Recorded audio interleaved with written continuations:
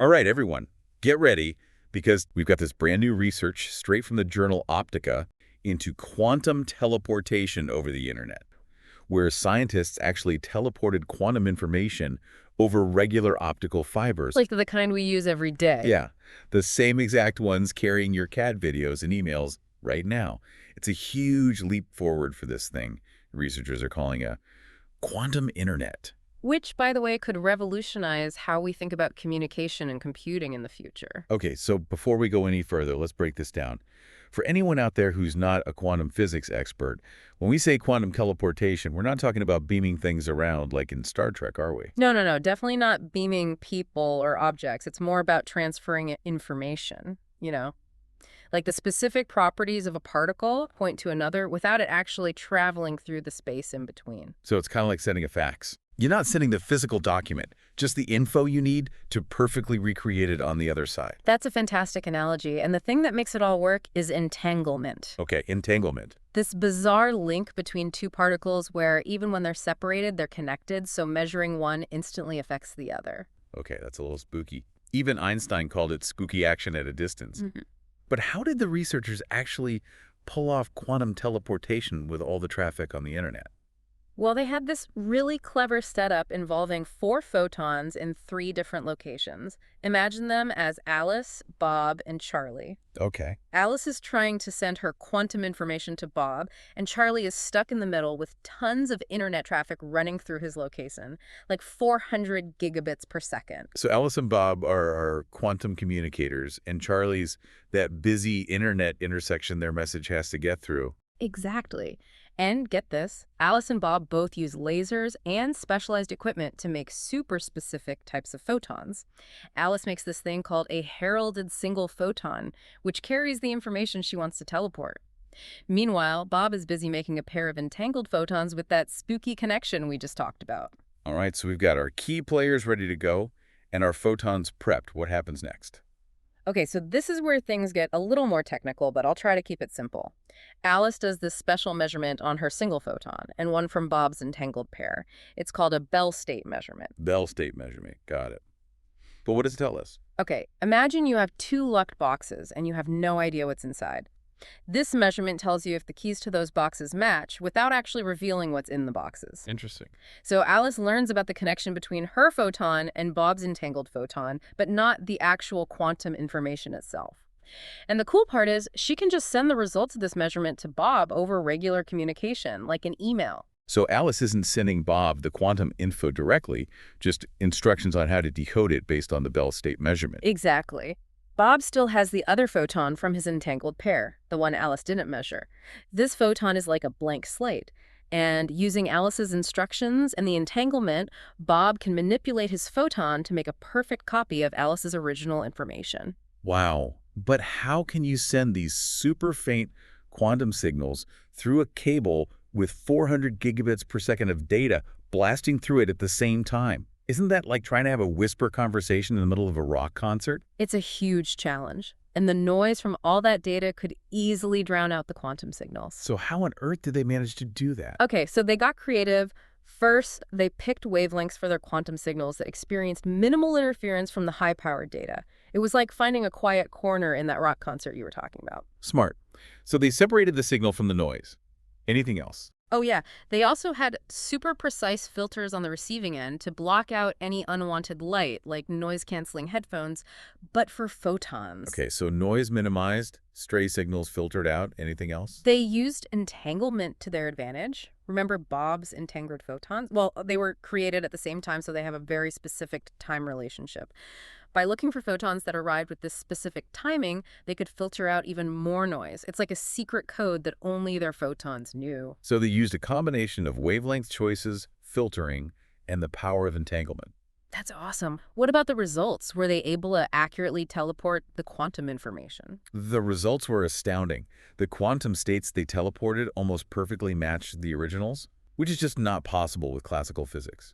It proves that quantum teleportation can really work even in real-world conditions with internet traffic. This is groundbreaking stuff. It feels like we're at a turning point for the development of the quantum internet. But before we dive into all the potential applications, let's take a closer look at how they actually created these special photons. What kind of equipment did they use? They use this process with a really long name, but type 0 cascaded second harmonic generation spontaneous parametric down conversion. Okay, let's just call it CSHG-SPDC for short. Yeah.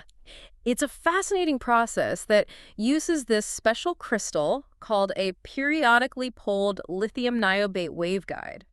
So this crystal is basically our photon factory. How's it work? They shine a laser into this waveguide, and the crystal interacts with the light in a way that splits the photons, creating those entangled pairs we need for teleportation. So they're manipulating light at a fundamental level to create entangled photons. That's incredible. How do they know for sure that the photons are entangled? How do they test for that spooky action? They use a series of tests, and a common one involves measuring the polarization of the photons.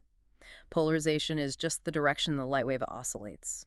Entangled photons show correlations in their polarization that you wouldn't see with regular light. It's a sure sign that something quantum is going on. So they can confirm the photons are linked in this really bizarre way just by measuring the polarization. It's amazing. We've covered so much already, but there's so much more to discuss. Definitely. I'm still trying to wrap my head around it all. Sending quantum information through the same cables as our cat videos, it's mind-blowing. It shows how we might integrate quantum communication into our digital lives. But let's look at some of the specifics of this experiment.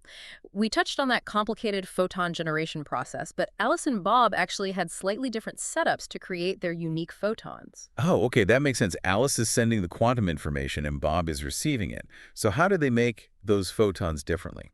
Alice's setup created something called a heralded single photon, and along with the photon carrying her quantum information, it also makes a second photon at the same time.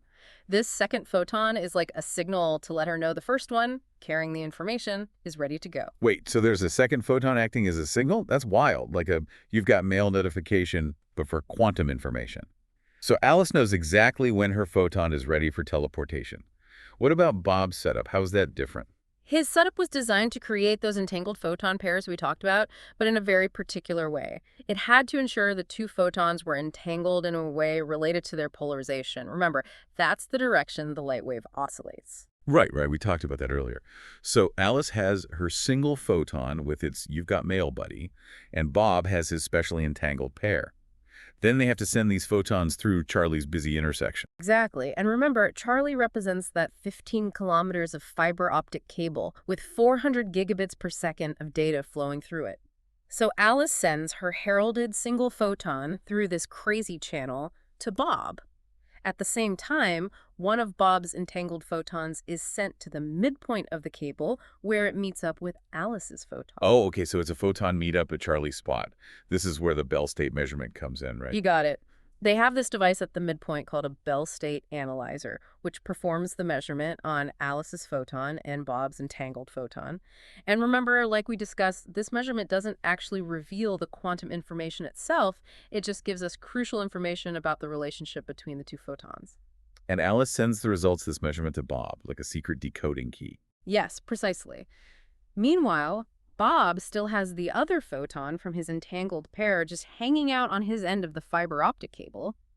This one's the target. It's just waiting to be transformed. So Bob's target photon is like a blank canvas, and the results of Alice's Bell state measurement are the instructions for what to paint.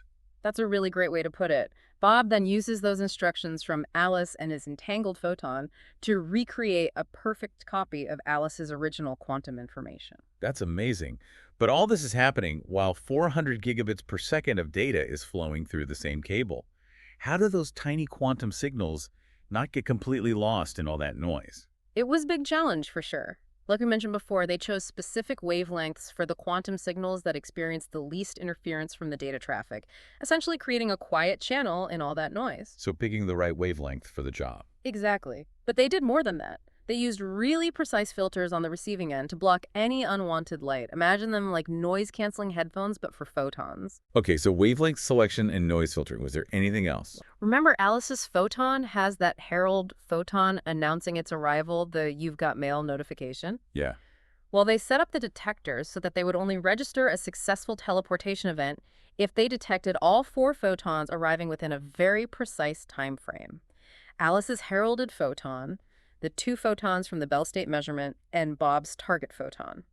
They use the precise timing of the photons to their advantage. So they were looking for this specific set of 4 photons, all arriving in the right order at the right time.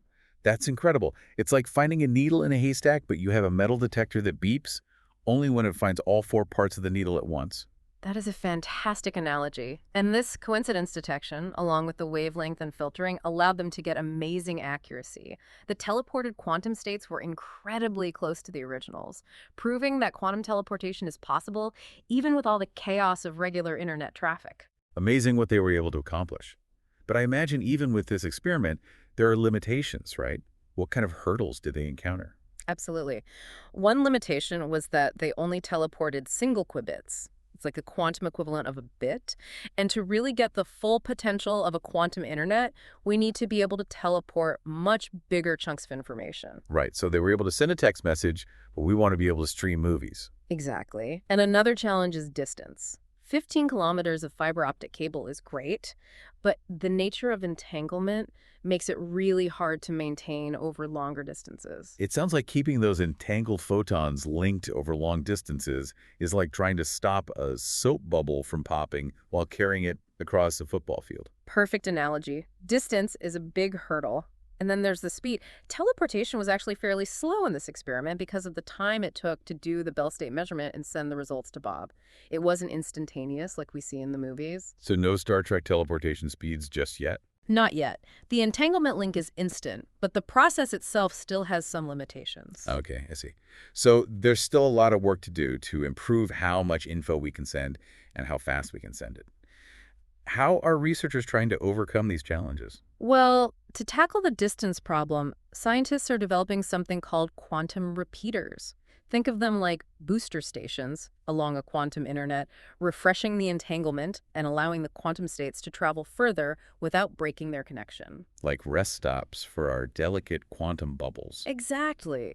And to improve the speed, they're working on ways to make the Bell state measurements more efficient and speed up the communication channels used to get those instructions from Alice to Bob. It's exciting to think we're just at the beginning of this quantum adventure. It really is, but we have to remember building a global quantum internet is a marathon, not a sprint. We've covered so much ground today unpacking the science and the amazing achievements of this experiment. But I think it's time to shift gears and talk about what this all means for the future. Sounds good to me.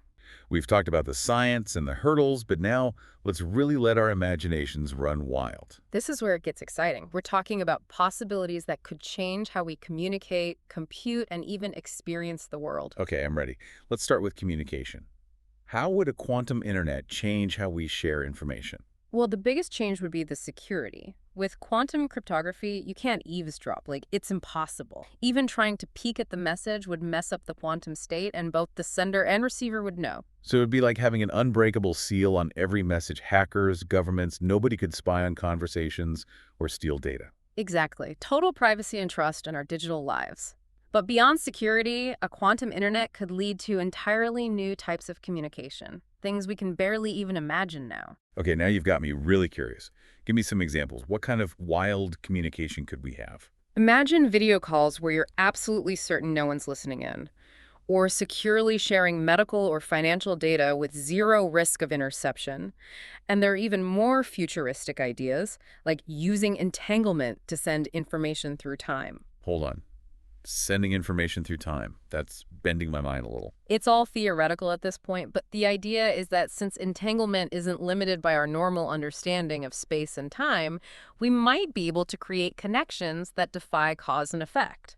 I'll need a minute to think about that one. But let's move on to computing. How could a quantum internet change the world of computers? Imagine a worldwide network of quantum computers all linked together, combining their power to solve problems that are way too hard for even the most powerful computers we have today. So instead of one giant quantum computer, we'd have this interconnected system working together. What kind of problems could we solve with that much power? We could see huge advances in medicine, materials, climate modeling, you name it. We could discover new drugs, design incredible new materials, even understand the human brain better, and address some of the biggest challenges we face. It's like opening up a whole new world of possibilities. But is it all good? I remember hearing quantum computers could break the encryption we use today. Yeah, that's a valid concern. A lot of the encryption we rely on for banking, communication and data could be cracked by a strong enough quantum computer. It's something we need to think about as we head towards this quantum future. So a quantum internet could make security better, but also be a threat. Exactly, a double-edged sword. That's why we need to have these discussions now, think about the risks and the benefits, and develop the technology responsibly. I agree. But let's not get too far ahead of ourselves. There are still big challenges to overcome before we have a working quantum internet, right? Oh, definitely. We need to figure out how to maintain entanglement over longer distances, improve the speed and efficiency of quantum communication, and we need those quantum repeaters to boost the signals over long distances. It's a massive undertaking, but the rewards could be huge. It's a challenge worth taking on. Absolutely. And it's not just the tech challenges. We need open discussions about the ethics and how a quantum internet would affect society. How do we ensure privacy when communication is basically unhackable? How do we prevent people from misusing it? These are questions we need to grapple with as we move forward. It's a good reminder that technology isn't good or bad on its own. It's about the choices we make. And it's up to us to make sure it's used for good. Well, I think we've covered a lot today, from the science of entanglement to the amazing potential of a quantum internet. It's been quite a journey, and it's only just the beginning. That's right, the quantum revolution is here.